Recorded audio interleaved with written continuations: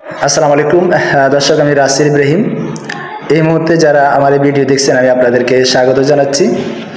আপনারা ইতিমধ্যেই দেখেছেন যে নীতিমালা প্রকাশ করা হয়েছে, যে শিক্ষকদের বদলে নিয়ে দীর্ঘদিন শিক্ষকদের আন্দোলন বা সংগ্রামের পর এই নীতিমালা প্রণয়ন করা হয়েছে।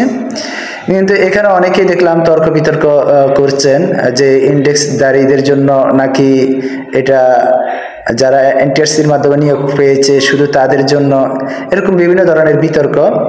যাই হোক, নীতিমালায় স্পষ্ট লেখা আছে যে এনটিআরসি কর্তৃক সুপারিশপ্রাপ্ত শিক্ষক সহ ইন্ডেক্সধারী বা এমপিভুক্ত সকল শিক্ষা প্রতিষ্ঠানের শিক্ষক, প্রদর্শক বা প্রভাষক যারা আছেন তারা বদলি হতে পারবেন।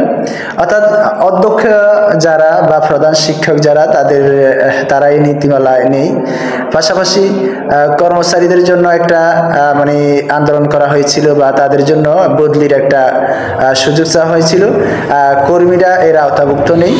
আর এনটিআরসির মাধ্যমে যারা সুপারিশপ্রাপ্ত শিক্ষক শুধু তারা এর আওতাভুক্ত নয়, এমপিওভুক্ত ইন্ডেক্সধারী যত শিক্ষক আছেন এনটিআরসি এর মাধ্যমে সুপারিশপ্রাপ্ত কিংবা সুপারিশ ছাড়া যারা এমপিভুক্ত কমিটির মাধ্যমে যারা এমপিভুক্ত হয়েছেন বা ইন্ডেক্সধারী হয়েছেন, অর্থাৎ সবাই কিন্তু এই নীতিমালার আওতায় আছেন, সবাই বদলি হতে পারবেন। আশা করি আপনারা স্পষ্ট হতে পেরেছেন। সামনে দেখা যাক শিক্ষা মন্ত্রণালয়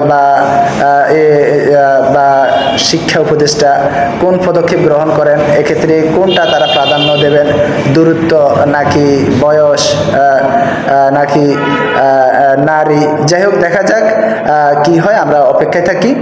আশা করি আপনারা গুজব ছড়ানো থেকে বিরত থাকবেন এবং আপনি যদি একটা বিষয় বুঝতে পারেন তাহলে তথ্য দেবেন, না বুঝতে পারলে আসলে